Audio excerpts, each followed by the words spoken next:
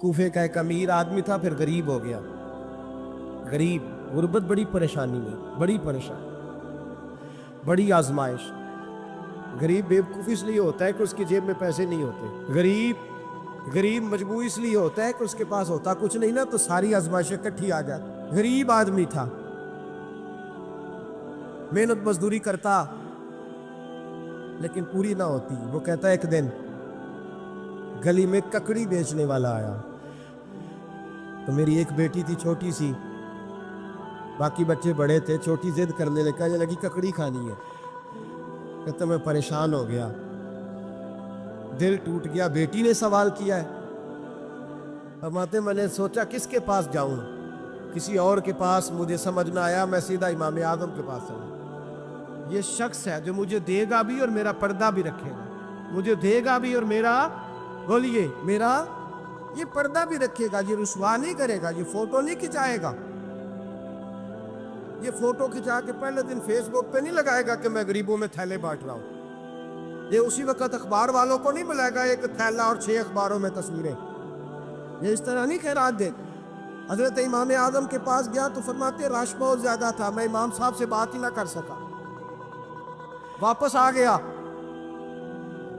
امام صاحب نے بندہ بھیجا، فرمایا پتہ کر یہ بندہ کسی ضرورت کے لیے آیا تھا، رش کی وجہ سے بات نہیں کر پایا. کہتے واپس میرے پیچھے بندہ بھیجا، وہ میرے گھر تک آیا. گھر آ کے اس کو حالات کا پتہ چل گیا، واپس گیا. کہتے 3 تھیلیاں اشرفیوں کی بھر کے امام اعظم لائے اور خود آئے اور رات کے اندھیرے میں آئے اور مجھے تھیلیاں دے کے نا تو میرے آگے ہاتھ باندھ دیے. میں نے کہا حضور ہاتھ کیوں باندھتے ہیں؟ آپ فرمانے لگے یار دکھ اس بات کا ہے کہ تو میرا پڑوسی تھا اور تیری غربت کا مجھے پتہ ہی نہیں چلا. تو میرے علاقے کا تھا اور میں نے سوچا ہی نہیں، میرا اپنا تھا، مجھے خیال ہی نہیں آیا. اور میں معاف کر دے، میری شکایت نہ کرنا کہ یہ میری طرف توجہ نہیں کرتا. علم بھی تھا، عمل کا نور بھی تھا، تقوی کا حسن بھی تھا، غریب کی مدد کا جذبہ بھی تھا. آج لوگوں پر مال کا فتنہ سوار ہوتا ہے، سب پر نہیں لیکن زیادہ لوگوں پر. جیسے جیسے مال آتا جاتا ہے ویسے ویسے عقل بھی آتی جاتی ہے، ویسے ویسے سیانے بھی ہوتے جاتے ہیں. کہتے ہیں وہ بھی کمائے، وہ بھی کرے، میں تو ٹیکنیکلی بڑا ہوں، میں عقل مند ہی، میں بڑی نہ بہن کی فکر رہتی ہے، نہ بھائیوں کی فکر رہتی ہے، نہ رشتہ دار کی فکر رہتی ہے، نہ دائیں بائیں کچھ دیکھتے. لوگ جیسے جیسے پاورفل ہوتے جاتے ہٹتے جاتے، کٹتے جاتے، امیروں سے گرانے لگتے جاتے، آگے کی طرف دیکھتے جاتے. ہمیں یہ حکم ہے کہ ہم جب بھی کوئی خیر کا کام کریں، جب بھی کوئی اچھا کام کریں، جب بھی کوئی بھلائی کا کام کریں تو اس میں نیت خالص کریں، ارادے خالص کریں. انسان کو جو اجر ملے گا نا قیامت کے دن، جو ثواب ملے گا وہ اس کی نیت اور ارادے پر ملے گا. امام جلال الدین سیوطی رحمۃ اللہ علیہ سے کسی شخص نے کہا تھا ایک حدیث میں نے پڑھا ایک نیکی کا 10 گنا اجر ہے، ایک میں پڑھا 70 گنا، ایک میں 700 گنا ہے، تو اجر ہے کتنا؟ تو آپ فرمانے لگے جتنی نیت اچھی اتنا اجر بھی زیادہ. یہ تو ڈیپینڈ کرتا ہے تیرے اوپر. کام لوگ کراتے ہیں نا، ہماری مسجد میں کام شروع ہے، کام لوگ کراتے. اب کچھ لوگ ایسے ہوتے ہیں کوئی بھی کام کرنے والا وہ کام کا تب اس سے جان چھوٹے کسی طریقے سے، اور کچھ کام کرتے ہیں تو مزہ آ جاتا ہے. ان کی صفائی، ان کی دلچسپی، ان کا ذوق، ان کا شوق، ان کی توجہ بتلاتی ہے کہ یہ شخص واقعی کام کرنا چاہ رہا ہے اور اس کی دلچسپی ہے. نیکی جب آپ ذوق سے کرتے ہیں، شوق سے کرتے ہیں، دلچسپی کے ساتھ کریں. یہاں تو بہت سارے لوگ دین کا نام لے کے اپنا قد اونچا کرتے ہیں، صدقات و زکوٰۃ کا نام لے کے لوگ اپنے آپ کو سخی مشہور کرتے ہیں. یہاں تو لوگ نماز پڑھ کے معاشرے کے اندر اپنا وقار بڑھانا چاہتے ہیں، اللہ ماشاء اللہ کہ میں نمازی ہوں. یہاں تو لوگ کوئی خیر کا کام کر کے دیکھیں نا. اب کیا ہو رہا ہے حج عمرے کے موقع پر جو کام سب سے زیادہ ہوتا ہے وہ تصویریں کھینچنے کا ہے. سب سے زیادہ اب میں چل پڑا ہوں، اب میں پہنچ گیا ہوں، اب میں جہاز میں بیٹھ گیا ہوں، اب نفل پڑھ لیے ہیں، احرام باندھ لیا ہے، طواف ہو گیا ہے، یوں لگتا ہے بندہ نہیں طواف کر رہا، موبائل طواف کر رہا ہے۔ یہ سب سے زیادہ لوگ ملنے آتے ہیں، پیار کرتے ہیں، دور دراز سے حضرات کئی دفعہ محبت کے ساتھ تشریف لے آتے ہیں، تو مجھے پتہ ہوتا ہے کہ اب جو کام سب سے ضروری ہے وہ تصویر کھینچنے کا ہے، وہ کرنا ہی ہے اور وہ کرنا ہی پڑے گا، اس کی مکمل تیاری ہوتی ہے، وہ پروگرام بنا کے آئے ہوتے۔ میرے بھائیوں یہ یاد رکھیں کہ کوئی بھی کام جب تک اس میں اللہ تعالیٰ کی رضا شامل نہیں ہوتی، لیکن ہاں اللہ دلوں کے حال جاننے والا ہے، اگر وہ شخص کسی قسم کی بددیانتی کرتا ہے، خیانت کرتا ہے، ظلم کرتا ہے، وہ لوگوں سے چھپ کے بھی کرے تو رب کریم کی سزا سے بچ سکتا، وہ چھپ کے کرے کیا کر لے گا؟ نبی کریم صلی اللہ علیہ وسلم نے فرمایا رب جب کسی کو رسوا کرنا چاہتا ہے تو 7 پردوں کے پیچھے چھپے بھی کر دیتا ہے، اور جب اللہ کسی کو عزت دینا چاہتا ہے تو پھر کوئی اس سے چھین سکتا ہے؟ یہ میرے مالک کا نظام ہے، اس میں آپ کسی قسم کی کوئی جو ہے وہ مداخلت کرنے کے مجاز نہیں ہے۔ اپنی ارادوں کو، اپنی نیتوں کو، اپنے شوق اور ذوق کو خالص رکھیں اللہ کی رضا کے لیے، اس میں شائبہ نہ ہو، شک نہ ہو، کسی قسم کا غیر کی آمیزش نہ ہو۔ نماز پڑھے تو اللہ کی رضا کے لیے، صدقات و خیرات کرے تو اللہ کی رضا کے لیے، کسی کام میں آپ مداخلت کرتے، بھائیوں کی لڑائی ہو گئی ہے، دوستوں کا جھگڑا ہو گیا ہے، رشتہ داروں میں کسی جگہ کوئی ایسی ضرورت پڑ گئی ہے جہاں آپ کے مداخلت کرنے سے حالات بہتر ہو سکتے ہیں تو مداخلت ضرور کریں، چودھری بننے کے لیے نہیں، پنچایت کا سرپنچ بننے کے لیے نہیں، اس نیت سے کہ میرے نبی پاک علیہ السلام نے فرمایا جس نے 2 لوگوں کی صلح کرا دی رب 2 حج اور 2 عمرے کا ثواب عطا فرمائے۔ اس ارادے سے، اس نیت سے، اس ذوق سے، اس شوق سے، اس توجہ کے ساتھ آپ آگے بڑھیں گے کہ ہم نے اللہ کی رضا کے لیے کرنا۔ ہمارے آج کل کے جتنے امور ہیں ان امور کے اندر دنیا داری غلبہ کرتی چلی جا رہی، ہر کام میں دنیا داری کی آمیزش ہو جاتی ہے، نہ چاہتے ہوئے بھی، نہ ارادہ کرتے ہوئے بھی، بہت ساری جگہوں پہ، اور دنیا داری اتنی غالب ہو گئی ہے کہ دنیا ہی دنیا نظر آنے لگ گئی ہے۔ اس ذات کی بلندی کو دیکھیں، اس کے مقام کو دیکھیں، اس کے مرتبے کو دیکھیں، پھر اس کی عطاؤں کو دیکھیں، پھر ہمارے بن مانگے اس نے ہمیں کیا کچھ دیا، اس کے نوازنے کو دیکھیں۔ میرا جو دوست مجھے زیادہ پیارا ہوتا ہے اس کے گھر میں میں سادے شاپر میں سوٹ نہیں لے کے جاتا، میں اس کو منگاتا ہوں، گفٹ پیک میں بند کرتا ہوں، ساتھ ایک مٹھائی کا ڈبہ رکھتا ہوں، اس کو اچھے انداز میں لے کر کے جاتا ہوں کیونکہ مجھے پیارا ہے اور اس کی ادب آداب کا خیال کرتا ہوں۔ تو آپ اس بات کو اچھے طریقے سے سمجھ لیں کہ قربانی کا مفہوم جانور کو ذبح کر دینا نہیں، قربانی کا مفہوم تو رب کی رضا کو پانے کا نام ہے، اللہ کی رضا کو پانا ہے۔ وہ کتنا اعلیٰ ہے، تو جب اس کی بارگاہ میں تحفہ بھیجنا ہے تو پھر آپ نے جانور کو پیش نظر نہیں رکھنا، پھر تو آپ نے اس مالک کو پیش نظر رکھنا ہے کہ جس کے شایان شان ہم کچھ پیش کرنے کی صلاحیت اور قابلیت نہیں رکھتے۔ تو اللہ کی ذات کے شایان شان دیکھیں نا، قرآن مجید نے ایک سوچ ہمارے ذہنوں میں پیدا کی، فرمایا اگر تم چاہتے ہو نا کہ تمہیں بھلائی ملے اور تم درجہ ابرار میں داخل ہو جاؤ، ان الابرار لفی نعیم، وہ ابرار جنہیں اللہ جنت میں داخل کرے گا، تم بر تک پہنچ جاؤ، تو پھر فرمایا لن تنالوا البر حتی تنفقوا مما تحبون، فرمایا تم ہرگز بھلائی کو نہیں پہنچ سکتے جب تک اپنی پیاری چیز راہ خدا میں خرچ نہ کرو، یعنی وہ شے جس سے تمہیں پہلے پیار ہو جائے، جس سے پہلے تمہیں محبت ہو جائے، جو تمہاری پیاری ہو، وہ تم راہ خدا میں۔ آپ اس مفہوم کو اچھے طریقے سے ذہن میں ہم لوگ کیا کرتے ہیں، ایک جانور لینا ہے، بس ٹھیک ہے جی مناسب مل گیا تھا ذبح کر دیا۔ آپ اس کیفیت کو تو سمجھیں کہ یہ تحفہ کسی معمولی آدمی کو نہیں دینا، یہ رب کریم کی بارگاہ میں پیش کرنا ہے۔ آپ ناراض نہ ہوں تو ہم تو معاذ اللہ قربانی کے موقع پر بھی جوے کا انتظار کرتے ہیں۔ آخری دن دیکھوں گا جوا چڑھ گیا دب گیا، اگر تو جانور بڑا نیچے گر گیا تو موج بن گئی، مثلاً کیا ہو جائے گا؟ 20,000 سستا ہو جائے گا کیا؟ تو آپ کا یہ نفع نہیں کہ اللہ کی رضا کے لیے 20,000 اور زیادہ لگ جائے اللہ کے راستے میں۔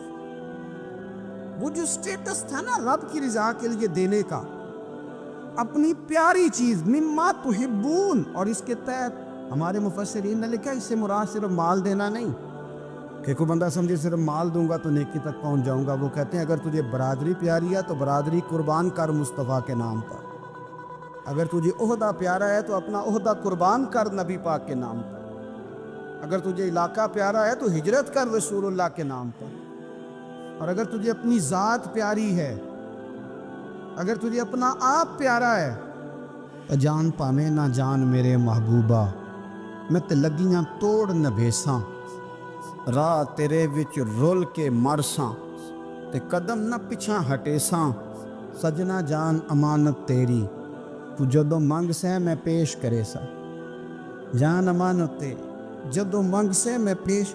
ہمارا جو معیار بنے نا اللہ کے رستے میں دینے کا، وہ بڑا کمزور ہے، اس میں لطف نہیں، اس میں حضرت عبداللہ ابن عمر، یہ سادی باتیں ہیں پر اس کے کبھی حسن کو سمجھیں۔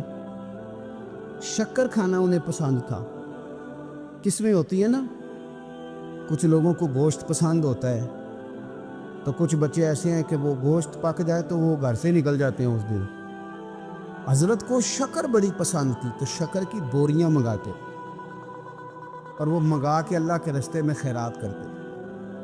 آپ کے صاحبزادے کہتے ہیں حضور آپ پیسے دے دیں، کسی بندے کو کوئی ضرورت ہوگی تو وہ وہاں وہ لگا لے گا، تو آپ فرمانے لگے اللہ کہتا ہے پیاری چیز خرچ کرو، تو مجھے یہ پیاری ہے تو میں یہ نہ خرچ کروں؟ جو چیز آپ کی محبوب ہے، جو آپ کو جان سے عزیز ہے، جس سے آپ کو دلچسپی ہے، وہ جب آپ اللہ کے راستے میں دیتے ہیں تو پھر آپ یؤمنون بالغیب کی ایک بڑی خوبصورت تفسیر بن جاتے کہ آپ نے تحفہ سجا کے سوار کے نکھار کے خوشبو لگا کے اچھی پیکنگ میں آپ نے اپنے مالک کے حضور پیش کیا۔ لیکن اگر آپ کہیں کہ اوہو خرچے بڑے زیادہ تھے، پہلے ہی حالات پہلے ہی بڑے خراب تھے، اب قربانی بھی سر پہ آ گئی ہے، معاذ اللہ، تو آپ نے نا وہ مزہ خراب کر دیا، وہ ذائقہ نہیں ٹھیک رہا۔ وہ تو سودا ہی بڑا قیمتی ہے، وہ کہتا ہے تو ایک دیتا جا 70 لیتا جا، اور نفع ہی نفع، نقصان والا کھاتا ہی کوئی نہیں۔ تو قربانی کا ماحول سمجھے، مزاج سمجھے، پیاری چیز، وہ کو 10 دن آپ کے پاس رہے، اس سے آپ کو دلچسپی ہو جائے، کبھی آپ اسے دیکھنے جائیں، کبھی گھاس ڈالنے جائیں، کبھی اس کی پشت پہ ہاتھ پھیریں۔ یار نبی پاک کا قربانی کے ساتھ جو ذوق ہے اس کو ملاحظہ تو کریں۔ کبھی نہیں کہا سیدہ فاطمہ سے کہ اپنے کمرے سے باہر آ، کبھی نہیں کہا حضور نے۔ اور پھر میں غریبوں سے بھی کہتا ہوں کہ نبی پاک پر کبھی زکوٰۃ فرض نہیں ہوئی، اتنا مال ہی نہیں تھا کہ زکوٰۃ فرض ہو، کبھی زکوٰۃ فرض نہیں ہوئی، لیکن قربانی حضور ایک نہیں دیتے تھے، 2 دیتے تھے، اور ایک اونٹ میں 7 حصے ہوتے ہیں، 7۔ لیکن جب حضور حج کرنے گئے تھے تو میرے نبی پاک نے 63 اونٹ ذبح فرمائے۔ ذرا 7 سے ذرا دیکھ کے تو دیکھو کتنے بنتے ہیں۔ ہم سارا سال امیر ہوتے ہیں، عین قربانی کے دنوں میں غریب ہو جاتے ہیں۔ موٹر سائیکل چھوٹی عید کے بعد لی تھی، اس کے لیے پیسے تھے، لیکن قربانی کی جانور کی باری آئی تو حال تنگ ہو گیا ہے۔ پتہ نہیں وہ کیسے تنگ ہو گیا، اللہ ہی بہتر جانتا ہے۔ اپنے ماحول کے اندر وہ خاص ایک خوشبو پیدا کریں جو رضا الہی کا ہو۔ حضور نے کبھی نہیں سیدہ پاک سے فرمایا کہ باہر آؤ، لیکن حسنین کریمین فرماتے ہیں کہ حضور نے قربانی کا جانور خریدا، پھر سیدہ فاطمہ الزہرا رضی اللہ تعالی عنہا کے صحن میں حضور لائے۔ صحن میں نبی پاک سے زیادہ نازک مزاج بندہ کوئی نہیں کائنات میں آئے گا۔ حضور کے وجود اطہر پر مکھی نہیں بیٹھتی تھی، پسینہ آتا تھا تو خوشبو آتی تھی، لیکن حضور قربانی کا جانور دست مبارک سے ذبح فرماتے اور کہا فاطمہ ادھر آ بیٹے۔ سیدہ کمرے سے باہر آئیں تو فرمایا یہاں کھڑی ہو، میں تیرے سامنے تیری قربانی کا جانور ذبح کر دینے لگا۔ آپ ذرا اس بات کو دیکھو، مسند امام احمد بن حنبل میں حضور نے فرمایا جانور سونا بھی ہونا چاہیے اور اس کی قیمت بھی زیادہ ہونی چاہیے، با اعتبار قیمت بھی زیادہ ہو، مہنگا خرید کے لائے ہوں آپ۔ کیوں؟ اس لیے کہ دینا اس رب کی بارگاہ میں ہے جو بڑی شانوں والا ہے۔ تو ہم نا آہستہ آہستہ ان چیزوں سے پیچھے ہٹتے جا رہے ہیں جو چیزیں ہمیں اللہ کے قریب کرتی ہیں۔ ہو جاتا ہے کچھ چیزوں سے پیار ہونا چاہیے، لیکن جب اس چیز سے بڑھ کر رب سے پیار ہو، اس کے محبوب سے پیار ہو، تو پھر وہ چیزیں کوئی اہمیت نہیں رکھتی۔ حضرت حارثہ بن نعمان رضی اللہ تعالیٰ عنہ کہتے ہیں میں نے چھوٹی سی ایک گھوڑی لے کے پالی، پیار بھی بڑا ہو گیا، وہ بڑی بھی ہو گئی، خوبصورت بھی بڑی تھی، اور کبھی کبھی میرے بچے مذاق بھی کرتے، کہتے ابا سچ بتا ہم سے زیادہ پیار ہے کہ اس گھوڑی سے زیادہ پیار ہے؟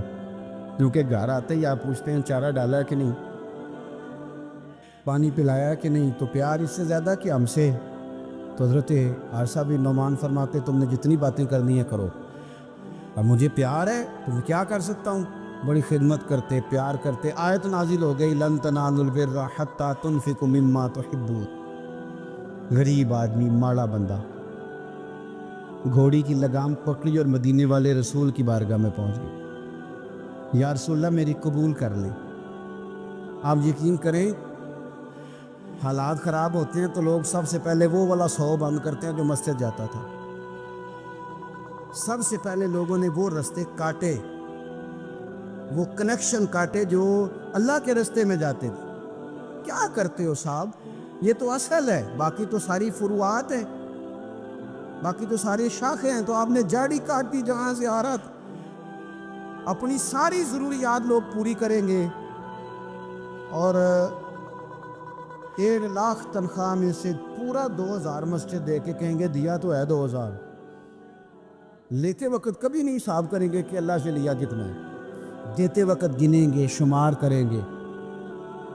تو بھائی حضرت سیدہ اسماء بنت ابی بکر صدیق کہتی ہے میں ایک دن گن کے نا حضور کی بارگاہ میں کچھ پیسے، تو عورتوں کی طبیعت ہوتی ہے وہ گنتی بھول بھی جاتی ہیں اور کئی دفعہ احتیاطاً بھی 3-4 دفعہ گن لیتی ہیں۔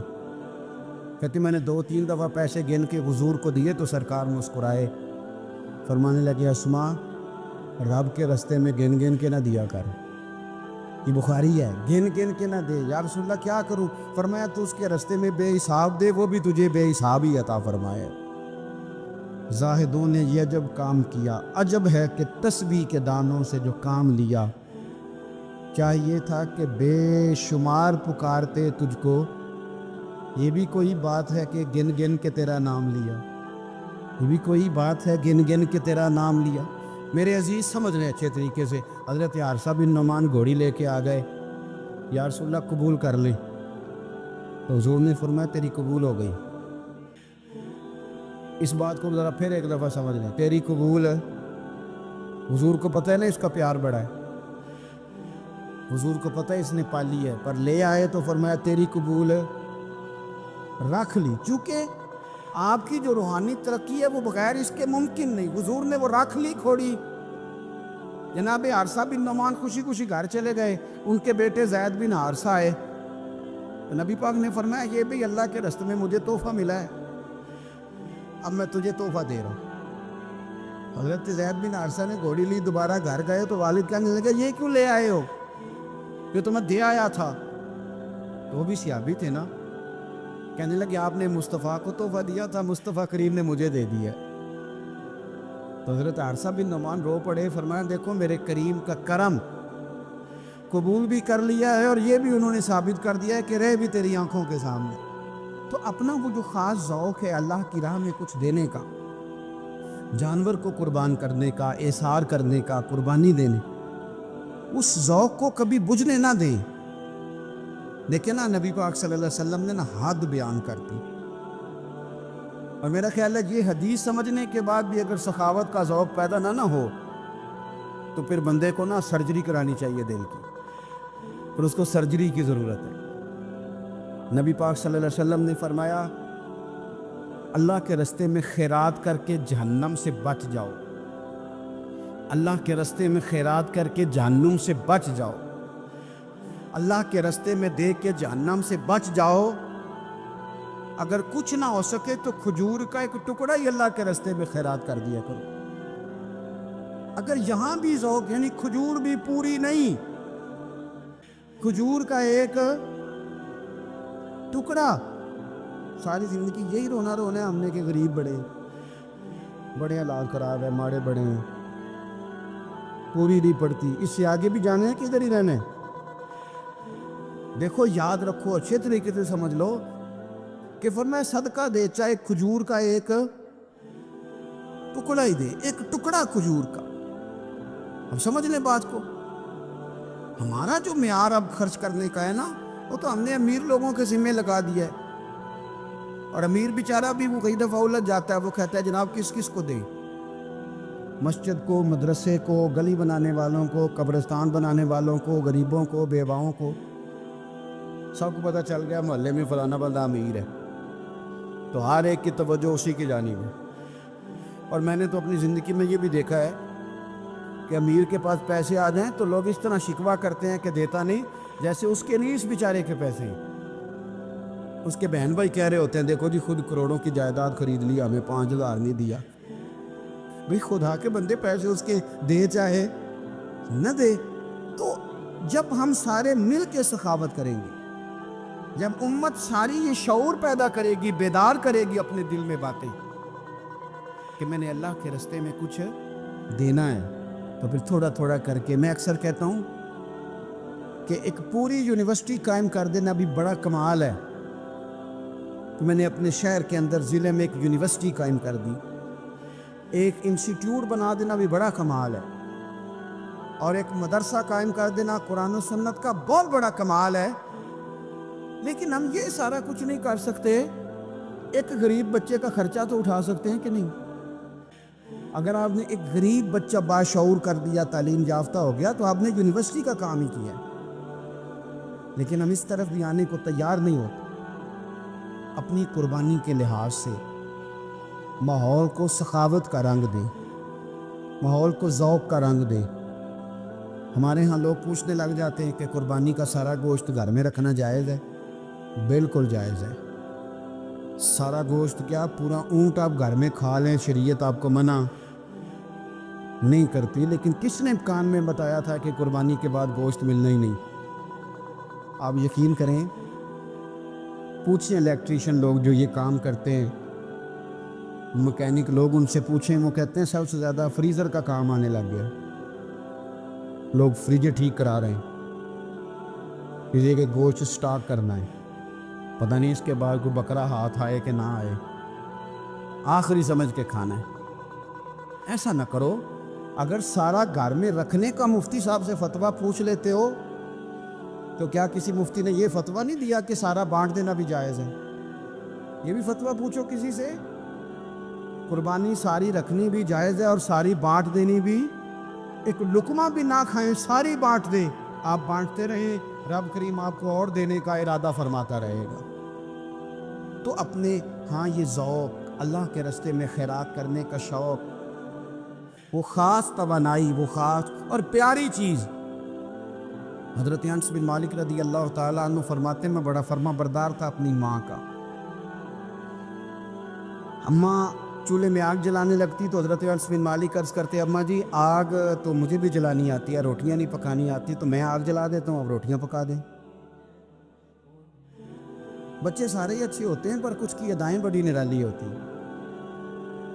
وہ فرما بردار ہوتے ہیں, ان سے پیار ہو جاتے. حضرت انس بن مالک کہتے ہیں میری اماں بڑا پیار کرتی تھی. میری عمر 10 سال ہو گئی اور مدینہ بھی سارا نور سے بھر گیا. مدینے والے رسول ہجرت کر کے تشریف لے آئے. اب یہ لاڈلے بیٹے ہیں, ماں کے لاڈلے بیٹے. اللہ اکبر. ماں نے کیا کیا, حضرت انس بن مالک کا بازو تھاما,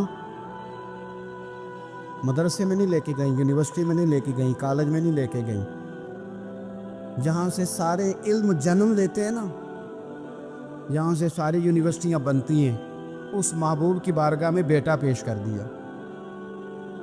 دل پہ ہاتھ رکھ کے بتاؤ, میں نے کہہ دیا, آپ نے سن لیا. عشق ہو جائے ہمیں مرشد سے, عشق ہو جائے ہمیں استاد سے. لوگ بچہ پڑھنے کے لیے تو ان کے ادارے میں بھیج دیتے ہیں. کبھی آپ نے سنا ہو کہ کوئی بچہ اس لیے بھیج دے کہ یہ آپ کے گھر کے کام کاج کرے گا؟ یہ بڑا مشکل کام ہے. انسان کو اولاد کمزور کر دیتی ہے. بندہ اولاد کے حق میں بزدل ہو جاتا ہے. وہ نہیں تسلیم کرتا کہ میرا بچہ اس طرح نوکری کرے، لیکن یہ شان ہے ان کے غلاموں کی. حضرت انس بن مالک کا بازو تھام کے ماں نے کہا، اور ماں نے کہا مستقبل کی کوئی فکر نہیں. لا کے حضور کی بارگاہ میں پیش کیا. عرض کرنے لگی، یا رسول اللہ صلی اللہ علیہ وسلم، انس نہ آپ کے گھر کے کام کاج کیا کرے گا. یہ جو مزاج ہے نا خدمت کا، یہ ذوق، یہ رنگ، ہم لوگ جو ہوتے ہیں نا، ہم اور سٹیٹس میں زندگی گزارنا چاہتے ہیں، لیکن فقر کا، طریقت کا سٹیٹس اور ہوتا ہے، اور ہوتا ہے. وہ کیا کسی شاعر نے 2 جملوں میں بات ختم کر دی، اسے کیا تیریاں ویکھ کے ادامہ میں مرید ہو گئی. بعض ادائیں ایسی ہوتی ہیں کہ جن پہ خود بخود پیار آتا ہے، پیار چھلکتا ہے، پیار خود بخود جو ہے وہ عود کر کے نکلتا ہے. تو عزیز یاد رکھنے، حضرت انس بن مالک کہتے ہیں میری اماں مجھے چھوڑ گئی. کہنے لگی سونیا مما تحبون، پتر مجھے پیارا ہے، چونکہ پیارا ہے تو اب یہ سیدہ فاطمہ کے گھر میں کام کاج کرے گا. چونکہ پیارا ہے تو سیدہ عائشہ صدیقہ کو سودا سلف لا کے دے گا. چونکہ پیارا ہے تو حسنین کریمین کی نوکری کرے گا. حضرت حفصہ اور میمونہ کے گھر کا کام کرے گا. انس بن مالک کہتے ہیں میں نے کوئی تعلیم نہیں پڑھی، میں نے کہیں بیٹھ کے کچھ نہیں سیکھا، لیکن آپ کتابیں کھول کے دیکھ لیں، ایک بہت بڑی تعداد ہے حدیثوں کی جو حضرت انس بن مالک نے روایت کی ہے. وہ کہتے ہیں میں تو کھیلتے کھالتے ہی مصطفیٰ کی باتیں سنتا رہا اور رب نے مجھے عالم بنا دیا، عالم. اور فرماتے ایک دن حضور نے صرف کہا تھا، لمبی چوڑی دعائیں نہیں، اور میں نے کہا بھی نہیں، میں نے نہیں کہا. ایک دن مدینے والے محبوب نے کہا تھا جا اللہ تیرے مال میں بھی برکت دے، تیری اولاد میں بھی برکت دے. ختم ہو گئی بات. لمبی دعاؤں کی کیا حاجت تھی؟ ایک جملہ حضور نے فرمایا. اور کیوں فرمایا؟ کہ میری ماں مجھے چھوڑ گئی تھی. فرماتے ہیں کہ حضور نے دعا دے دی، میں وہی بیج ڈالتا تھا جو سارا مدینہ ڈالتا تھا، وہی پانی لگاتا تھا جو سارا شہر لگاتا تھا، اسی طرح حل چلاتا تھا جس طرح سارا شہر چلاتا تھا. پر باقیوں کے باغ میں سال میں 1 دفعہ پھل آتا تھا، میرے میں 2 دفعہ پھل آتا. آپ فرماتے تھے میں اس وقت موجود ہوں تو میرے بیٹے بیٹیاں پوتے پوتیاں، میری اولاد کی تعداد 100 سے زیادہ ہے. اتنی میرے چمن میں بہار آئی ہے. دوستو، ایک صحابی تھے حضرت مصعب ابن عمیر، چڑھتی جوانی، بڑے خوبصورت کپڑے، اتنا مہنگا جوڑا مکے میں اور کوئی نہیں پہنتا تھا جتنے مصعب ابن عمیر پہنتے تھے. اتنی اعلیٰ قسم کی چیزیں اور کوئی نہیں کھاتا تھا جتنی وہ کھاتے تھے. لاڈلے تھے. کلمہ پڑھنے آئے دار ارقم میں، تو نبی پاک نے فرمایا تو ناز و نام میں پلا ہے، اس رستے کا مسافر کیسے بنے گا؟ یہاں تو ٹھوکریں ہیں، یہاں تو مار کھانی پڑتی ہے، تو کیسے بنے گا؟ عرض کی یا رسول اللہ آپ کلمہ تو پڑھائیں. پھر اس بندے نے پھٹے پرانے کپڑے بھی پہنے. پھر مولا علی شیر خدا کہتے ہیں میں نے اس نوجوان کو دیکھا کہ ایک پیر میں جوتا ہوتا تھا دوسرے میں نہیں ہوتا. وہ جیم جان دا کچھ وسا نہیں ہو، یہ جان یار نو دے تے شاد ہو جا، اس سے دل دے ہیں فساد سارے، دل دلبر نو دے تے آزاد ہو جا، جو رکھے آباد تے رو وسدا تے جدوں کرے برباد برباد ہو جا. آپ فرماتے ہیں پھر وہ دن رات کوئی فرق نہیں. غلامی کی، ماں نے قید کر دیا، باپ نے قید کیا، مار کھائی، پہلے حبشہ گئے ہجرت کر کے. وہ بچہ جو کسی کو خاطر میں نہیں لاتا تھا، یہ وہ مصعب ابن عمیر ہے. اپنی جان پسند تھی تو حضور کے حوالے کر دی.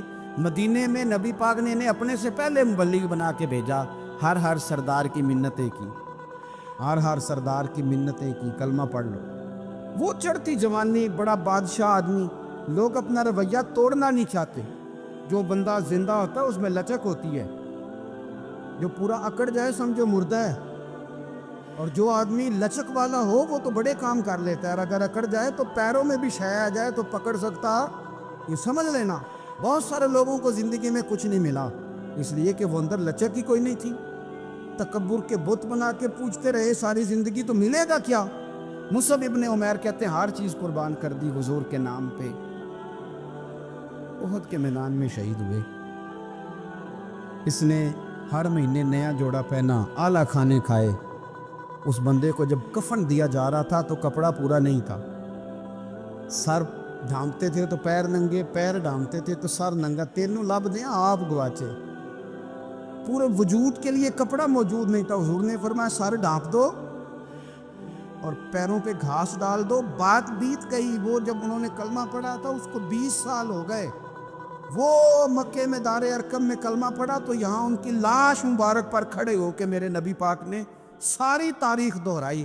اور میں یہ وہ نوجوان تھا جو ناز و نام میں پلا تھا، نے بڑے اعلیٰ کھانے کھائے، اعلیٰ کپڑے پہنے، کہ آج اس کا حال یہ ہے کہ اس کے بدن پر کپڑا موجود نہیں۔ پر میں اس طرح کرو ذرا، ساری تاریخ حضور نے بیان کی، لوگوں کو بتلایا، جو نئے آنے والے تھے ان کو بتایا۔ فرمایا اب ذرا ان کو پیروں پہ گھاس ڈال کے قبر میں ڈالو، اور فرمایا ذرا ان کو بھیجو تو صحیح، انشاءاللہ میرا رب جب ان سے ملے گا تو بڑا راضی ہو کے ملے، اللہ راضی ہو کے ان سے ملے گا۔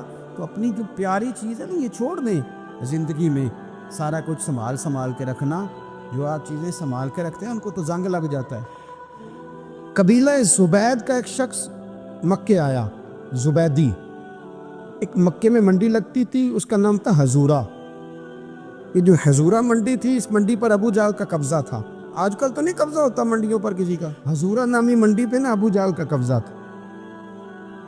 اونٹ بڑے خوبصورت تھے، شاندار تھے۔ اس نے کہا میں نے بولی دینی، ابو جہل نے اعلان کیا خبردار کوئی بولی نہ دے۔ بڑی دور تھا قبیلہ زبید، وہ آدمی واپس لے جا نہیں سکتا تھا، مجبور ہو گیا۔ ابو جہل کہنے لگا چوتھا حصہ قیمت دوں گا اور اونٹ تمہیں دے کے جانے پڑیں گے، یعنی اگر لاکھ کے ہیں تو 25,000 کے دو۔ بندہ بڑا پریشان ہوا، چودھریوں سے بات کی تو کہنے لگے بدماش بڑا ہے، ہم شریف لوگ ہیں، شریف اور بزدل میں، بزدلی کو شرافت کا نام نہ دو، پکی بات کر رہا ہوں، شریف اور بزدل میں شریف ضرور بنو پر بزدل نہ بنو۔ جی ہم جی شریف لوگ ہیں جی، وہ کیا مطلب؟ کوئی پاس نہ آیا، وہ بیچارہ نہ کونے میں بیٹھ کے رونے لگ گیا، کہنے لگا میں کدھر جاؤں یارو، میں واپس بھی نہیں لے جا سکتا، اور چوتھے حصے میں دے کیسے جاؤں، اتنا نقصان۔ وہ رو رہا تھا تو کہیں حضرت زید بن ارقم نے سن لیا۔ آپ فرمانے لگے کیوں روتا ہے؟ کہنے لگا یار میں نے تو اہل عرب کی تعریف سنی تھی، میرے ساتھ کھڑا ہی کوئی نہیں ہوتا۔ تو آپ فرمانے لگے تو نے عربی دیکھا ہی کب ہے؟ اگر کائنات کا حسین و جمیل عربی دیکھنا ہے تو جا حرم مکہ میں بیٹھا ہے، مکھ چند بدر شاشانی ہے تے متھے چمک دی لاٹ نورانی، کالی زلف تے اکھ مستانی، مخمور اکھی ہیں نا مت بریاں سبحان اللہ، ما اجملکا ما احسنکا ما اکمل، کتھے میرے علی تے کتھے تیری ثنا، مستاق اکھی کتھے جال، تو نے دیکھا کب ہے؟ اگر عربی دیکھنا ہے نا تو وہ بیٹھا ہے، جا کے حرم میں ٹیک لگائے، مظلوموں کے والی، غریبوں کے ماوا، رسول رحمت، ایک سادی سی چادر اوڑے حضور بیٹھے تھے۔ وہ زبیدی کہتا میں آیا، نبی کریم کو بات سنائی، حضور فرمانے لگے این الجمل کا، او کدھر ہے تیرے اونٹ؟ عرض کی حضور وہ وہاں ہیں۔ فرمایا چلنا، حضور کوئی بولی نہیں لگا رہا، کوئی خرید ہی نہیں، ابو جہل گھنٹا پڑا اس کے ڈر سے سہم گئے۔ حضور فرمانے لگے چلنا میں بولی لگاتا ہوں۔ اور دیکھو نرخ بازار محبت کا انوکھا ہو گیا، خود خریداروں شامل آ کے مولا ہو گیا۔ نبی کریم نے حضرت صاحب بن ابی وقاص کو بلایا، حضرت عمر کو، حضرت ابو بکر کو، مدد کے لیے نہیں۔ حضور فرمانے لگے میری جیب میں پیسے تھوڑے ہیں، ظاہری طور پہ تھوڑے ہیں، ورنہ تو کائنات کے خزانوں کی کنجیاں حضور کے پاس، تھوڑے تھوڑے پیسے دو بھی بولی دے رہی ہیں، سب سے پیسے لیے میں چلو بولی لگانے چلے۔ حضور آئے، اللہ اکبر، یہ میرے رسول کا طریقہ ہے، آؤ ذرا تھوڑی دیر کے لیے سوچیں۔ ابو جہل بیٹھا ہے بڑی مسند پہ، قربان جاؤں مدینے والے حبیب۔ وہ زبیدی کہتا اس کے کپڑے مہنگے تھے، حضور کے سادے تھے، اس نے بڑی پگڑی باندھی تھی، حضور کی سادی تھی۔ کہتے وہ آنکھیں اٹھا کے بات کرتا، مدینے والے نبی آنکھیں جھکا کے بات کرتے، وہ بولتا جاتا، حضور تھوڑے تھوڑے سادے سادے ٹھہر ٹھہر کے جملے بولتے، کہتے ہیں نبی کریم علیہ السلام اس کے ساتھ آ کے حضور بیٹھ گئے اور فرماتے ہیں میرے رسول کریم نے اپنا جبہ سیدھا کیا، پگڑی کو حضور نے سیدھا کیا اور فرمایا چل لگا بھائی بولی۔ اس نے لفظ بولے، پھر حضرت ابو بکر نے بولی دی، پھر حضرت عمر نے دی، پھر سعد بن نبی وقاص نے دی، پھر زید بن ارقم نے دی، پھر رسول کریم نے دی۔ وہ کہتا ہے جتنے میں بیچنا چاہتا تھا نبی پاک نے ڈبل میں میرے اونٹ خریدے، ڈبل میں اونٹ خریدے میرے رسول۔ سلام اس پر کہ جس نے دشمنوں کو بھی کبائیں دی، سلام اس پر کہ جس نے گالیاں سن کر دعائیں دی۔ اور میرے اعلیٰ حضرت کہنے لگے جاؤ جا کے اعلان کر دو، غم زدوں کو رضا مجدہ دیجئے کہ ہے، بے کسوں کا سہارا ہمارا، بے کسوں کا سہارا، جاؤ غم زدوں کو رضا مجدہ دیجئے کہ ہے، بے کسوں کا سہارا۔ رسول کریم صلی اللہ علیہ وسلم نے نا خریدا مال، اور حضور سید عالم وہاں سے نکلے، اور نکلتے وقت حضور فرمانے لگے ابو جہل تیری آج شکایت آئی ہے، آج کے بعد نہ آئے۔ مکہ سارا اس کے ساتھ ہے، حضور کی مخالفت ہو رہی ہے، 40 لوگ ہیں صرف کلمہ پڑھتے، اور دین کا کام دار ارقم میں قید ہو کے کرنا پڑتا ہے، لیکن جب ظالم کے خلاف نکلے ہیں تو پھر دار ارقم میں بند ہو کے نہیں، پھر میدان میں نکلے اور فرمایا آج کے بعد تیری شکایت نہ آئے۔ کہنے لگا جی بالکل نہیں آئے گی، میں آپ کو موقع نہیں دوں گا۔ حضور چلے گئے تو پیچھے سارے کافر اس کے گرد اکٹھے ہو گئے، کہنے لگے ہم پہ تو بڑا روب ڈالتا ہے، اب تجھے کیا ہوا، پانی ہو گیا، تو کیا کون سا سانپ سونگ گیا، بولا ہی نہیں۔ کہنے لگا مجھے لات و منات کی قسم، جب مصطفیٰ کریم میرے پاس آئے تو ان کے ساتھ ایسی ایسی طاقتیں تھیں، نیزے تھے، برچیاں تھیں، بھالے تھے، مجھے لگتا تھا میں نے سی کی تو میرے ٹکڑے ٹکڑے کر دے۔ کہنے لگے جا پاگل ہو گیا، ان کے پاس تو چھڑی بھی کوئی نہیں تھی، وہ تو خالی ہاتھ ہیں، بکواس کرتا ہے، کچھ بھی نہیں تھا۔ کہنے لگا مانو نہ مانو، ان کے پاس بڑا کچھ تھا، اور اگلی بات جو اس نے کی وہ تاریخ میں محفوظ ہے، وہ تاریخ میں محفوظ ہے، وہ تاریخ میں محفوظ ہے، وہ تاریخ کا حصہ ہے۔ ابو جہل کہنے لگا اٹھتے ہی کہ مجھے لگتا ہے جب تک محمد ابن عبداللہ موجود ہیں یہ ہمیں ظلم نہیں کرنے دیں گے، یہ ہمیں کوئی زیادتی کرنے، تاریخ میں محفوظ ہے جملہ ابو جہل کا۔ کہنے لگا جب تک یہ موجود ہے ہمیں کوئی زیادتی کرنے۔ اعلیٰ حضرت فرمایا کرتے تھے زندہ نبی کے ماننے والوں زندہ بن کے زندگی گزارو، زندگی زندہ دلی کا نام ہے، مردہ دل کیا خاک جیا کرتے ہیں؟ جو قومیں سر اٹھا کے جیتی ہیں وہ زندہ ہوتی ہیں، اس لیے اپنی زندگی میں حق کے خود اختیاری پیدا کرے، جینا سیکھے، لڑنا سیکھے، میدان میں رہنا سیکھے۔ سہم کے وقت نہیں گزرے گا، ظلم سہنے سے بھی ظالم کی مدد ہوتی ہے، لہذا حق لینا سیکھے، حق پر کھڑے ہونا سیکھے، اپنے مزاج میں یہ باتیں پیدا کرے۔ مجھے خاتون نے پوچھا، میرا بھائی کہتا ہے حصہ لے لے پھر میرے مرے کا منہ نہ دیکھنا۔ میں کہ پتر تو حصہ لائے نہ منہ ویکھی ہوگا، کوئی ضرورت نہیں، منہ ایسے ظالم کا منہ ویسے بھی نہیں دیکھنا چاہیے جو بہنوں کا حصہ کھا جائے۔ میں نے کہا تو منہ دیکھنے کی کوئی ضرورت ہے، یہ کوئی بلیک میلنگ ہے؟ ابا کہتا ہے حصہ لے لو منہ نہ دیکھنا۔ میں کہا بالکل نہ ویکھے تو، بلکہ آگے میں ویکھنا بھی نہیں چاہتی، تو ادھر رکھ، اللہ رسول نے مقرر کیا میرا حصہ۔ کیا فلسفہ ہے ہمارا؟ جو بات غلط ہے اس پہ لوگوں کو بلیک میل کرتے ہو، جائز بات پہ ڈٹنا سیکھو۔ آپ جب ڈٹ جاتے ہیں نا تو پھر اللہ مدد کرتا ہے، پھر اللہ تتنزل علیہم الملائکہ، پھر اللہ فرشتے بھی نازل کرتا ہے۔ حضور نے فرمایا جو جان کی حفاظت کرتے مر گیا وہ بھی شہید، جو مال کی حفاظت کرتے مر گیا وہ بھی شہید، جو دین کی حفاظت کرتے مر گیا وہ بھی، جو خاندان کی، اپنے گھر کی، اپنے بچوں کی حفاظت کرتے مر گیا وہ بھی۔ اتنا بڑا درجہ حضور نے بیان کر دیا ہے۔ حضرت معاذ ابن جبل حضور کے بڑے پیارے صحابی ہیں، وہ بھی طاعون کے مرض سے دنیا سے گئے، ان کو طاعون کا وہ مرض ہو گیا تھا۔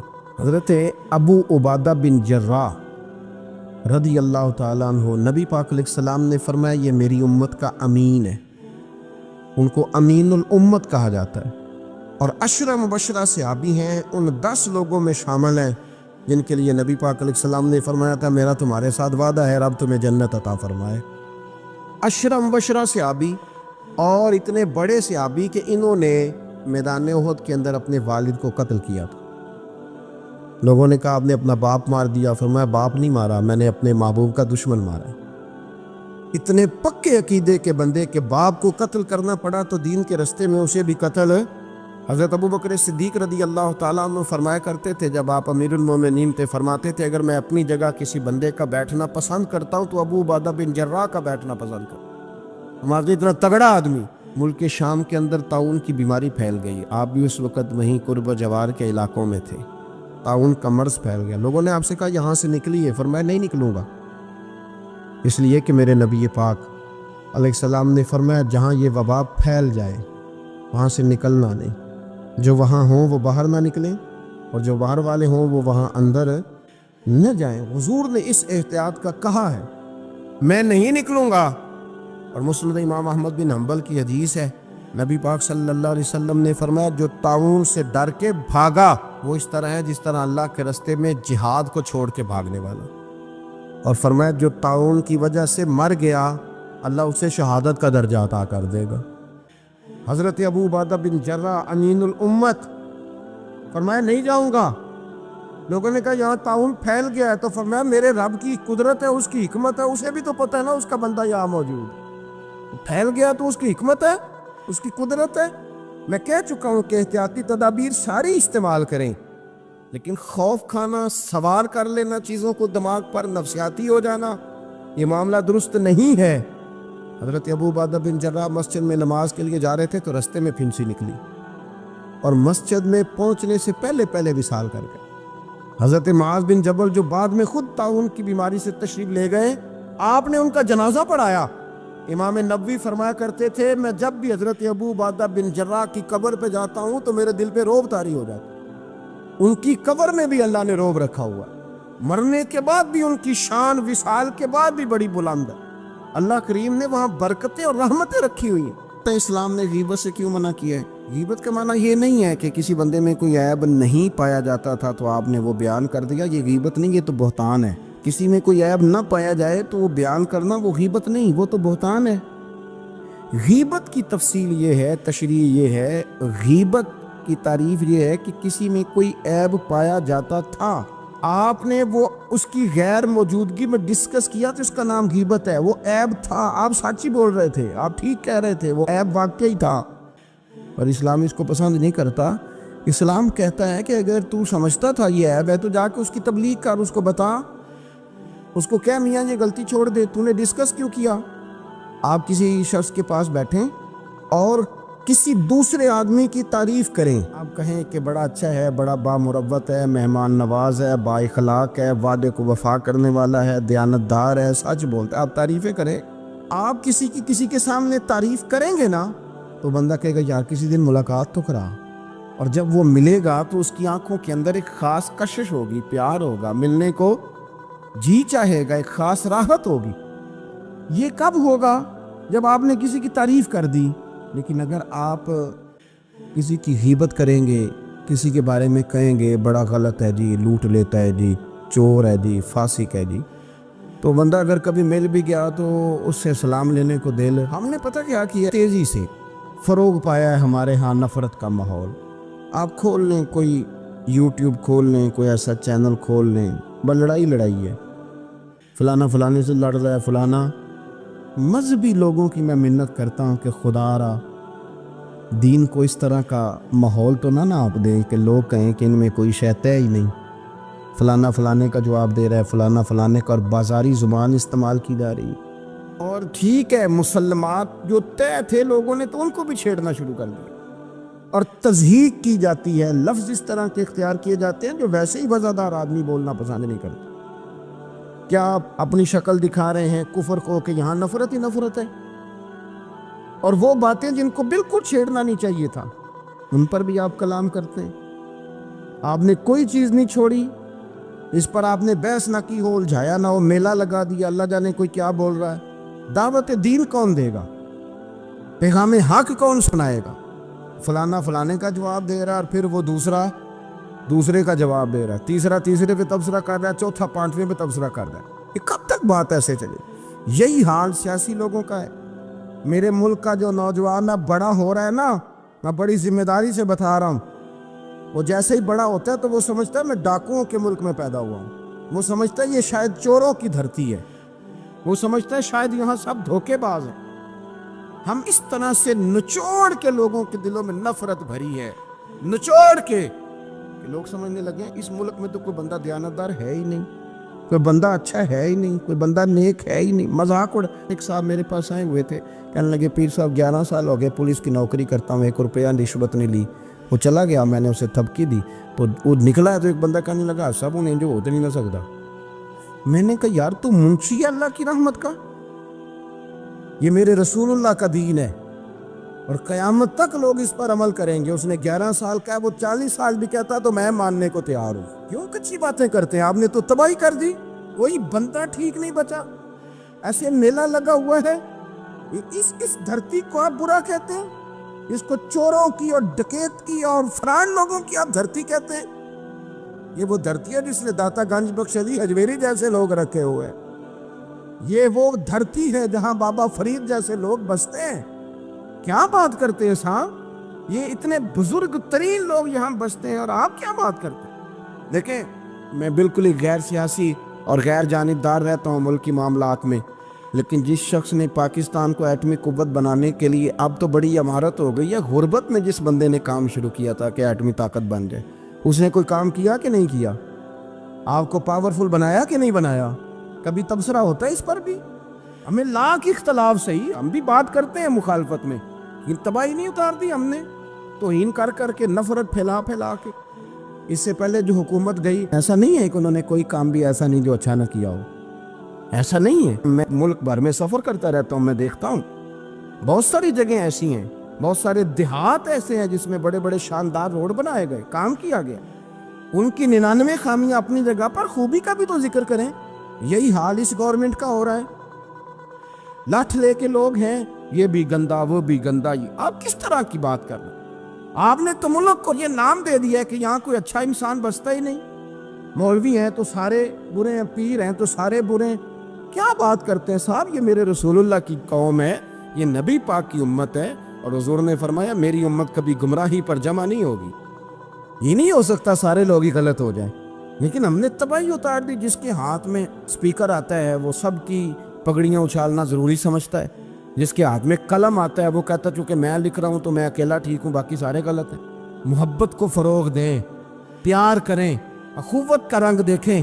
حاتم تائی کی بیٹی مجرم بن کے آئی تھی, مجرم بن کے, کلمہ نہیں پڑھتی تھی, اور اس کو سامنے کھڑے کر کے میرے نبی پاک نے فرمایا تیرا باپ کلمہ نہیں پڑھتا تھا پر اس میں عادتیں اچھی پائی جاتی تھیں, اس کی صفات ٹھیک تھیں. یعنی حضور تعریف کر رہے ہیں, نبی پاک تعریف, اور ہماری زبان گونگ ہو جاتی ہے تعریف کی دفعہ. جو میری بات مان گیا وہ بندہ ٹھیک ہے, اور جس نے میری بات نہیں مانی وہ بندہ درست ہے. یہ گونگ ہو جاتا ہے ہمارا مزاج. اپنی زندگی میں اچھے الفاظ ادا کریں. عروہ بن مسعود ثقفی کفر کی طرف سے نہ سفیر بن کے آئے تھے حدیبیہ میں. تو جب کوئی بندہ کسی کا سفیر بن کے آتا ہے تو وہ اس کی پوری ترجمانی بھی کرتا ہے, پورے نمائندے بن کے آئے تھے. یہاں کچھ وقت انہوں نے حضور کے صحابہ کے ساتھ گزارا اور واپس گئے. تو جا کے کہنے لگے لوگوں میں سفیر آدمی ہوں, میں نے کافی ساری دنیا دیکھی ہے. سفیر جو ہوتے ہیں نا مختلف ممالک میں تعینات, وہ مختلف تہذیبوں کو دیکھتے ہیں, مختلف حکومتوں کو دیکھتے ہیں, مختلف نظریات کا مطالعہ کرتے ہیں. کہنے لگے میں مختلف قسم کے لوگوں کو دیکھ کے آیا ہوں. کیسر و کسریٰ کے بڑے بڑے دربار میں نے دیکھے, اور عرب کے اندر کچھ ایسے لوگ بھی تھے اس دنیا میں کہ جو اپنے آپ کو سجدہ کرواتے تھے. معاذ اللہ. کہا میں نے بڑے بڑے دربار دیکھے ہیں, لیکن میں عجیب رنگ دیکھ کے آیا ہوں رسول پاک کے غلاموں کا حضور کے ساتھ. یعنی حضور سجدہ کرنے سے منع کرتے ہیں, لباس سادہ پہنتے ہیں, کوئی بڑا تخت نہیں لگاتے, کوئی بڑا نبی پاک محل نہیں بناتے. حضور زمین پر تشریف فرما ہے, وہیں وضو کرتے ہیں, اور کسی کو حضور رغبت بھی نہیں دیتے یہ کام کرنے کی. لیکن باوجود اس کے جو وہاں کیفیت عروہ بن مسعود نے دیکھی وہ صحیح بخاری میں موجود ہے. کہنے لگے میں عجیب نظارہ دیکھ کے آیا ہوں کہ حضور بلغم شریف اپنے ناک سے نکالتے ہیں. بلغم ماں بڑا پیار کرتی ہے نا بچے سے, تو اس کی ناک سے یا گلے سے کبھی بلغم نکل آئے تو اماں نا ایسے ایسے ادھر منہ کر کے پھینکتی ہے, ایسے کر کے پھینکتی ہے, کبھی نکالنے بھی پڑ جائے. صحیح کہہ رہا ہوں میں.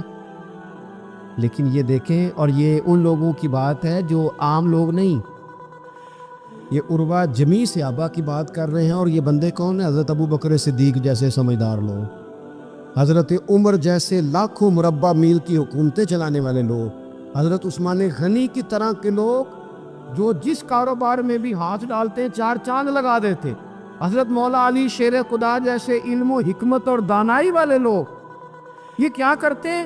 عروہ کہنے لگے کہ نبی پاک کے ناک مبارک سے بلغم نکلتی ہے تو اپنے چہروں پہ مل لیتے ہیں یار، اور یہ صحیح بخاری میں موجود ہے، وہ اپنے جسموں پہ ملتے ہیں۔ اور کہنے لگے جب وہ وضو کرتے ہیں نا حضور، تو وہ جو وضو کا بچا ہوا پانی ہے اس کے لیے ان کے جذبات اس طرح کے ہیں کہ لگتا ہے وہ لڑ پڑیں گے آپس میں، وہ لڑیں گے کہ یہ قطرہ مجھے چاہیے، یہ حضور کے مقدس جسم سے لگا ہوا ہے۔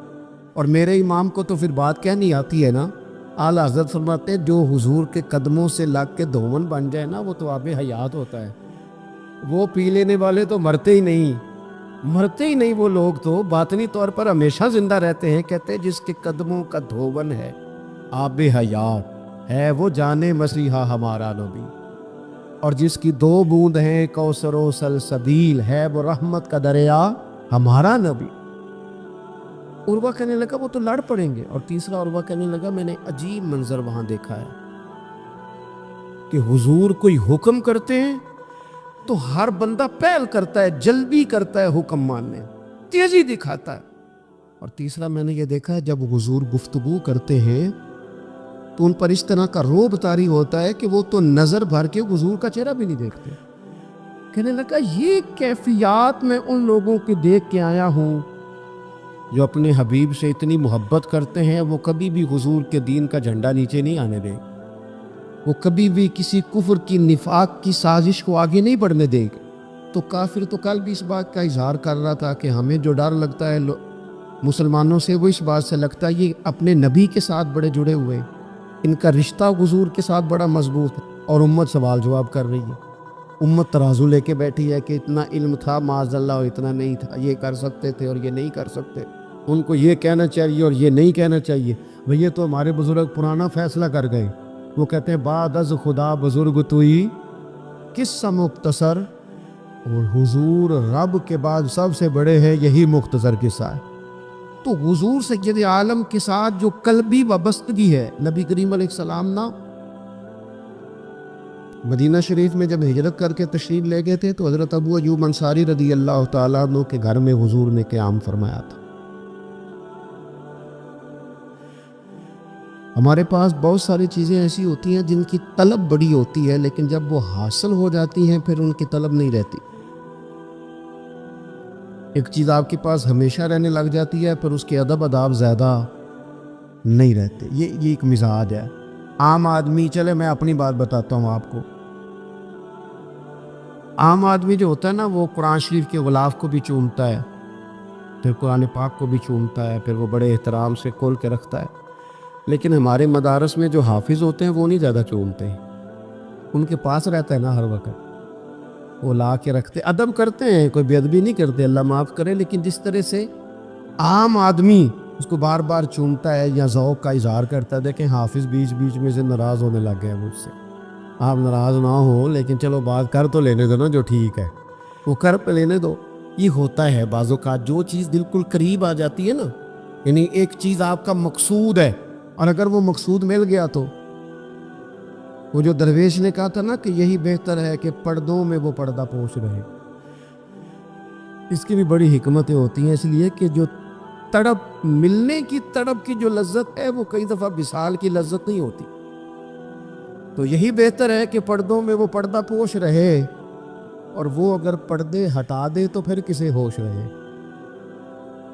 جب آپ کو وہ چیز میسر آ جاتی ہے تو پھر اس کی قدر، اسی لیے حضرت عمر فاروق رضی اللہ تعالیٰ عنہ کا یہ طریقہ تھا کہ جب لوگ حج کر لیتے تھے نا تو فرماتے تھے حج ہو گیا اب اپنے اپنے گھر جاؤ، زیادہ دیر نہ رہو حرم شریف میں، زیادہ دیر رہو گے تو قدر نہیں کرو، اب جاؤ۔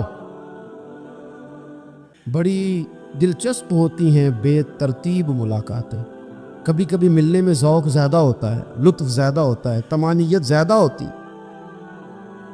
حضرت ابو ایوب انصاری کہتے ہیں مجھے مقصود مل گیا، کرم ہو گیا، میں منتظر تھی، میری روح میری نظر کے حضور میرے گھر تشریف لائیں، حضور آ گئے، کرم ہو گیا، رحمت ہو گئی۔ اب ایسا نہیں ہے کہ ان لوگوں کو مقصود مل گیا ہے تو بس بات ختم ہو گئی. اب وہ سمجھ گئے کہ میرے تو گھر آ گئے تو میرے لیے تو ساری بات ہی کھل گئی ہے. ان کی ادبی معرفت کا یہ عالم تھا اور نبی پاک کے ساتھ ان کی وابستگی کا یہ حال تھا کہ کہتے ہیں میں نے میرے گھر کی 2 منزلیں تھیں، میں نے نچلی والی منزل حضور کے لیے چھوڑ دی تاکہ نبی کریم صلی اللہ تعالیٰ علیہ وسلم کی زیارت کے لیے لوگوں نے آنے جانا ہے تو لوگوں کے لیے آسانی رہے. فرماتے ہیں نیچے حضور آرام فرما ہیں اور میں اوپر والی منزل پہ تھا، جا کے چارپائی پہ لیٹ گیا. یہ مسلم شریف میں آپ کو ملے گا، اس کی اصل ملے گی آپ کو. فرماتے ہیں میں آرام سے جا کے چھت پہ لیٹ گیا. رات کا تھوڑا سا پہر گزرا تو میرے دل میں خیال آیا وہ ایوب تو اوپر ہے اور حضور نیچے. اے پائے نظر ہوش میں آ، یہ کوہ نبی ہے، آنکھوں سے بھی چلنا یہاں بے ادبی ہے. اور امام فرماتے ہیں حرم کی زمین اور قدم رکھ کے چلنا، ارے سر کا موقع ہے وہ جانے والے، کہاں حضور نیچے. فرماتے ہیں ساری رات میں ایک دیوار کے ساتھ پیچھے ہو کے بیٹھا رہا. ساری رات یہ سوچتا تھا کہیں میں وہاں نہ چل دو جہاں حضور آرام فرما ہو، میرے قدم نہ آ جائیں. میں تڑپتا رہا. مقصود پاس آ گیا ہے، وہ چیز حاصل ہو گئی ہے، لیکن اس کی تڑپ میں اضافہ ہوا ہے، احترام بڑا ہے. یعنی آپ سوچ رہے ہیں کہ میں ان کا ادب کیسے کروں، ان سے محبت کیسے کروں، کس اعزاز سے انہیں بٹھاؤں. فرماتے ہیں کہ تڑپ کے میں صبح حاضر بارگاہ ہوا. میں نے کہا یا رسول اللہ کریم کرم ہو جائے، میری تو بساط ہی نہیں، میں چھت پہ کیسے گزارا کروں گا. تو حضور فرمانے لگے میرے پاس تو لوگوں نے آنے جانا ہے، میں تو نیچے ذرا آسانی محسوس کرتا ہوں، یہی ٹھیک. یا رسول اللہ آپ کی بات ٹھیک ہے، پر کریم اگر کرم ہو جائے نا تو مہربانی ہوگی. اللہ کے رسول نے جب نظر مبارک اٹھا کے حضرت ابو ایوب انصاری کا چہرہ دیکھا نا، خیال آیا مسلمان نیک و بد پہچان جاتے ہیں اور محمد تو آدمی کے دل کی باتیں جان جاتے ہیں صلی اللہ تعالی علیہ وسلم. حضور نے جب نظر فرمائی اور ان کی آنکھوں میں چمکتے ہوئے آنسو دیکھے تو حضور فرمانے لگے میں سمجھ گیا ہوں تو نہ اوپر رہ پائے گا نہ سو پائے گا، تو بچے لے کے نیچے آ جا، میں ہی اوپر چلا جاتا ہوں. صحابہ کی وہ جو خاص قلبی کیفیات ہے رسول پاک کے ساتھ. میرے سنگیوں دیکھو میلاد شریف کا جو جھنڈا ہے وہ بھی میلاد شریف کا ہی ہے، وہ میلاد کا جھنڈا. ایسا نہ ہو کہ میلاد کا جھنڈا کسی گلی میں پڑا ہوا نظر آئے، میلاد پہ چھپنے والا اشتہار پوسٹر کسی جگہ گرا ہوا نظر آئے. یہ جو لنگر شریف ہے نا تبرک کے چاول، یہ حضور کے میلاد سے وابستہ ہیں، یہ گلیوں میں بکھرے ہوئے نظر نہ آئیں. اس طرح کی کیفیات نہ ہو کہ محسوس ہو کہ جناب یہ تو احترام والے لوگ ہیں، یہ لوگ تو حضور کی محبت کی بات کرتے. محبوب کی نسبتوں کا احترام بھی محبت ہی کا ایک پہلو ہوتا ہے، خاص بارفتگی نبی پاک کی ذات کے ساتھ خاص. اور پھر ان لوگوں نے نا ان چیزوں کو بھی چھیڑا جن کی شریعت میں گنجائش تھی. شریعت کے 2 حکم ہیں، ایک عزیمت ہے ایک رخصت ہے. ایک یہ ہے کہ اگر حالات بڑے سخت ہیں بڑے گڑبڑ ہیں تو آپ تھوڑی دیر کے لیے سائڈ پہ ہو جائیں، رخصت ہے اجازت ہے. اور ایک یہ ہے کہ آپ ڈٹ جائیں نا حالات کے سامنے، پھر اللہ مددگار ہے. ایک یہ ہے کہ گنجائش ہے، اور ایک یہ ہے کہ دل نہیں میرا مانتا، میں گنجائش کا کیا کروں، میری طبیعت نہیں مانتی. چلیں ایک بات اور کھول دیتے، ایک ہوتا ہے حکم، ایک ہوتی ہے رضا. ان دونوں میں فرق ہوتا ہے. وہ جی میں نے حضرت صاحب سے کہا جی مجھے اجازت ہے میں جاؤں، انہوں نے کہا جاؤ میں چھٹی لے کے آیا ہوں. بھائی آپ نے چھٹی مانگی تھی، حضرت نے دے دی، استاد جی نے دے دی، یہ تو حکم ہے، لیکن تمہیں بھانپنا چاہیے تھا نا ان کی مرضی کیا ہے، ان کی رضا کیا ہے. رضا تو اس طرح کی ہوتی ہے کہ مکتب عشق کا دستور نرالا دیکھا، اس کو چھٹی نہ ملی جس نے سبق یاد کیا. میرا ایک دیہاتی ماحول سے تعلق ہے. ہمارے سرکاری اسکولوں میں نا ایک مانیٹر بنا دیتے تھے، جو بچہ لائق ہوتا تھا نا وہ مانیٹر بن جاتا تھا، حالانکہ لائق ہوتا تھا سیاںہ ہوتا تھا، لیکن مانیٹر بن کے نا اس کی ذمہ داری بڑھ جاتی تھی، پھر اس کو کنجیاں مل جاتی تھی اسی نے سب سے پہلے آنا ہے، اس نے سب سے بعد میں جانا ہے، ہر چیز اس کے سپرد۔ پیار جو زیادہ کریں ان کی ذمہ داریاں بھی زیادہ ہوتی۔ یہ کیا بات ہوئی کہ میری محبت زیادہ ہے تو میں مسجد میں غیر حاضر ہوں، میں حضور کا میلاد شریف زیادہ مناتا ہوں تو میں نے سنت شریعت کو اپنایا ہی نہیں۔ محبت مجھے حضور سے زیادہ ہے، لیکن حضور نے جو حقوق العباد ادا کرنے کا سبب پڑھایا ہے اس پر میری توجہ ہی نہیں۔ بھئی اگر آپ کا پیار زیادہ ہے تو پھر آپ کی ذمہ داری بھی زیادہ ہے، پھر آپ کو زیادہ حساس ہونا چاہیے۔ نبی کریم صلی اللہ تعالیٰ علیہ وسلم نے ایک قانون دیا ہے کہ لا یکلف اللہ نفسا الا وسعها۔ رب فرماتا ہے جو بوجھ کوئی اٹھا نہ سکے ہم اس پر وہ بوجھ نہیں ڈالتے۔ اللہ کے راستے میں آپ نے خرچ کرنا ہے تو اگر آپ کی جیب اجازت دیتی ہے تو خرچ کریں، نہیں دیتی تو نہ کریں۔ شریعت اسلامیہ نفلی صدقات کے معاملے میں انسان کو مجبور نہیں کرتی۔ اسی طرح محبت کا معاملہ ہے، خدمت کا معاملہ ہے، لیکن صحابہ بعض وہ کام بھی کرتے تھے جو شرعی طور پر ان پر ضروری نہیں تھے، اور جب کرتے تھے تو کیوں کرتے تھے؟ محبت مجبور کرتی تھی، پیار مجبور کرتا تھا۔ طبرانی میں موجود ہے، اللہ کے حبیب علیہ الصلوۃ والسلام کو اچانک ایک صحابی نے دیکھا، فوراً عرض کرنے لگے یا رسول اللہ میرے ماں باپ قربان ہو، چہرے پر نکاہت بڑی ہے، کمزوری ہے، کیا وجہ ہوئی؟ حضور نے ایک ٹھنڈی آہ بھری اور فرمایا میں نے کئی دنوں سے کھانا نہیں کھایا، کھجور اور پانی پر گزارا ہے۔ میٹھا کھانا بھی سنت ہے لیکن فاقہ کرنا بھی سنت ہے۔ اپنی مرضی کی سنت ادا کر لینا یہ تو بڑا آسان کام ہے، لیکن میرے بھائی شریعت اسلامیہ میں جو چیز غالب رہی ہے اس پر بھی کبھی کبھی ذوق کریں۔ اور پھر حضور کا جو فقر ہے اختیاری ہے، نبی پاک نے مانگ کے غریبی لی اللہ تعالیٰ سے کہ یا اللہ ایک وقت روٹی دے ایک وقت فاقہ دے،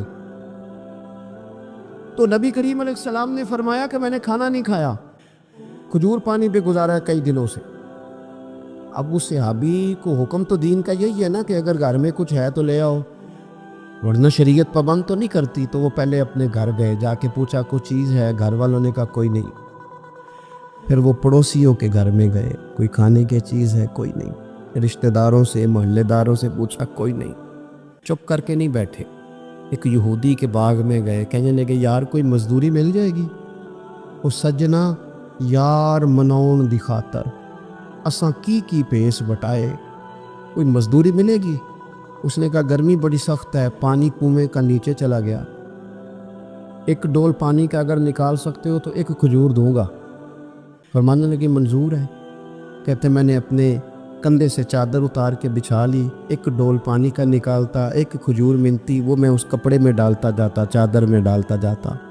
جب ذرا میری چادر بھر گئی کھجوروں سے، میں نے اسے سمیٹا، لے جا کے حضور کی بارگاہ میں پیش کیا۔ محبوب وہیں بیٹھے تھے۔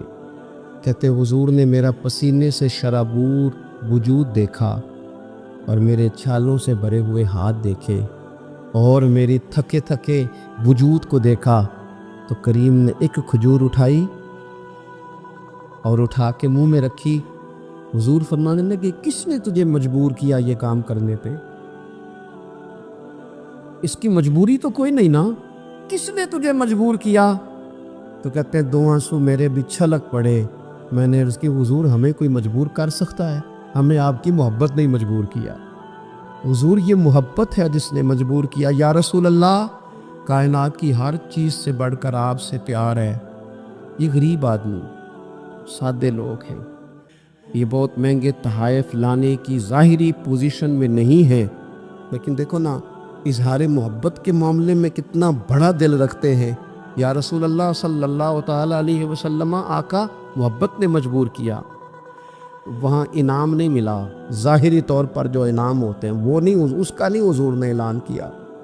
حضور فرمانے لگے سن پھر، اگر تو مجھ سے محبت کرتا ہے تو فقر و فاقے کی تیاری کر، مصیبت کے لیے تیاری کر۔ اگر جو مجھ سے محبت کرتا ہے اس کی طرف تو مصیبتیں دوڑ کے آیا کرتی، پھر تو تیاری رکھ، پھر تو سہنا سیکھ، پھر دل بڑا کر، کشادہ کر، پھر دیکھ تجھے آزمائشیں آئیں گی، زخم پہ زخم کھا کے جی، خونے جگر کے گھونٹ پی، آہ نہ کر اب لبوں کو سی، یہ عشق ہے کو دل لگی نہیں. یہ کوئی ایسی تھوڑی ہے کہ تیری دل لگی تھی اور تو دو باتیں کر سن کے تو چلا گیا. یہ عشق ہے کوئی دل لگی نہیں. تو حضور کو جس انداز میں صحابہ نے چاہا، جس طرح انہوں نے نبی پاک سے محبت کی، اپنی ساری توجہات کا مرکز ذات رسالت کو بنایا، حضور کی رضا کو ہر معاملے میں مقدم جانا، ہماری ذمہ داریاں ہیں کہ ہم بھی اپنے محبوب کے لیے اپنے جذبات کو کشادہ کریں، اپنے دل میں وہ ساری باتیں پیدا کریں جس کی بنیاد پر ہمارا بھی ایمانی رشتہ نبی کریم سے مضبوط ہو سکے. بات ختم کرنے لگا ہوں. دیکھو، جس کو حضور سے پیار ہوگا نا، اسے نبی پاک کے صحابہ سے بھی پیار ہوگا، اور جسے حضور سے محبت ہے اسے اولاد رسول سے بھی محبت ہے، اور جسے حضور سے محبت ہے اسے امت رسول سے بھی محبت ہے. میں اور آپ بڑے آرام سے اپنے اپنے گھروں میں بیٹھے، لیکن 2 مہینے ہونے کو ہے سیلاب والے اپنی بیٹیاں لے کے جھونپڑیوں میں بیٹھے سڑکوں. 4 دن خبریں زیادہ تھیں اخبارات میں، تو ہمیں بھی تھوڑا احساس زیادہ تھا، کیونکہ اب خبریں مدھم ہو گئی ہیں تو ہماری طبیعت بھی مدھم ہو گئی ہیں. ہم تو چلتے ہیں کہ آج کل ٹرینڈ کیا ہے، وائرل کیا چیز ہے، اس کے مطابق ہم بھی اپنا ٹرینڈ چینج کر لیتے ہیں. میں مسافر ہوں، بڑے سفر کرتا ہوں روز، تو بہت سارے لوگ محبت سے کہتے ہیں آج ہمارے ہاں رہ جائیں. تو میں ان سے کہتا ہوں یار، جو نیند اپنے بیڈ پہ آتی ہے وہ کسی اور جگہ نہیں آتی. گھر ہی جانے دو، گھر ہی بندہ آرام سے سکون سے سو سکتا ہے. کسی کا بڑا بہترین گھر بھی ہو تو جب کسی کے گھر نیند نہیں آتی، بچے نہیں سوتے، اپنے گھر جانا ہے، تو مجھے بتاؤ جو بیچارے جھونپڑیوں میں آ کے بیٹھ گئے، ان کے لیے کتنی مشکل بات ہے خیموں میں بیٹھے. لیکن کیا کریں، اس وقت جتنی سیاسی جماعتیں ہیں نا ملک میں، سب حکومت میں، کسی کی پنجاب میں حکومت ہے، کسی کی مرکز میں ہے، کسی کی کہیں ہے. چاہیے تھا نا یہ سارے وسائل استعمال کرتے اور ان لوگوں کی خدمت میں پہنچتے. ہمیں اپنے دل کشادہ کرنے چاہیے حضور کی امت کے لیے. میلاد شریف کی جہاں جہاں بھی محفل ہو نا، کوشش کریں غربا کو بٹھا کے اچھے طریقے سے روٹی کھلائی جائے، ان کا اکرام کیا جائے، اس لیے کہ یہ نبی پاک کی امت ہے، ان سے پیار کیا جائے. اور دیکھو، حضور سے پیار ہے تو امت سے پیار ہے، تو پھر ہمیں حضور کی شریعت سے بھی پیار ہونا چاہیے. ہمیں ہر جگہ مقدم کرنا چاہیے دین کو. اگر کل 10 میں 40 میں جنازے پہ ہم دین کی بات کرتے ہیں تو پھر ہمیں نکاح، ولیمے اور عقیقے والے دن بھی دین کی بات ہی کرنی چاہیے. وہاں بھی ہمیں ترجیح دین ہی کو دینی چاہیے. یہ کیا بات ہوئی کہ جب غم آئے تو رخ اللہ رسول کی طرف ہو گیا، اور جب خوشیاں ملی تو پھر سارے شیطانی کام شروع کر دیے. یہ حضرت بابا فرید الدین مسعود گنج شکر کا وطن ہے. یہاں سے نا خوشبوئیں پھیلی ہیں پوری دنیا میں رسول اللہ کے دین کی. یہاں سے لوگوں نے فیض پایا ہے. او سنگیو، یہاں آ کے وقت گزارنے والے محبوب الہی بن جایا کرتے. آپ محسوس کریں کہ یہ دھرتی کتنی کو زرخیز ہوگی، یا رنگ کتنا کو بڑا ہوگا. حضرت بابا صاحب رحمۃ اللہ علیہ کا خواجہ نظام صاحب کے ساتھ ایک خط ہے. جب انہوں نے کہا نا حضور ملنے کو بڑا دل چاہتا ہے، تڑپتا ہوں، تو بابا صاحب نے جواب میں لکھا تھا کہ نظام، فرید کا دل تجھ سے زیادہ تجھے ملنے کو کرتا ہے، لیکن اگر میں چل کے تیرے پاس آؤں گا تو یہاں دینی خدمت کا نقصان ہوگا، اور اگر تو چل کے آئے گا تو جو ڈیوٹیاں تو کر رہا ہے وہاں دینی معاملات کا نقصان ہوگا. فرمانے لگے تو وہاں بیٹھ کے رسول اللہ کے دین کی نوکری کر، میں یہاں بیٹھ کے کرتا ہوں، اللہ جنت میں دونوں کی ملاقات کرا دے. آپ خصوصیات دیکھتے ہیں ہمارے بزرگوں کے نظریات کیا ہیں. وہ لوگ قائل ہیں خدمات کے، وہ خدمات کے قائل. اس لیے اپنی زندگی کے اندر ہمیں نصب العین بنانا چاہیے. آج اس جگہ بیٹھ کر حضور کی محفل پاک سجا کر ہمیں اس بات کا تہیہ کرنا چاہیے کہ ہم حضور سے بھی پیار کرتے ہیں، حضور کی امت سے بھی پیار کرتے ہیں، صحابہ سے بھی پیار کرتے ہیں، اولاد رسول سے بھی پیار کرتے ہیں، نبی پاک پر آنے والی کتاب سے بھی پیار کرتے ہیں، اور رسول پاک علیہ السلام نے جس سے پیار کیا ہم ان سب سے بھی پیار کرتے ہیں. اور حضور نے جس محنت کے ساتھ دین کی تعلیمات ہم تک پہنچائی ہیں ہم ان تعلیمات کو بھی دل و جان سے چاہتے ہیں۔ اللہ تعالیٰ میری اور آپ کی حاضری قبول فرمائے۔ حضرت عرفہ بن ربیع حضور کے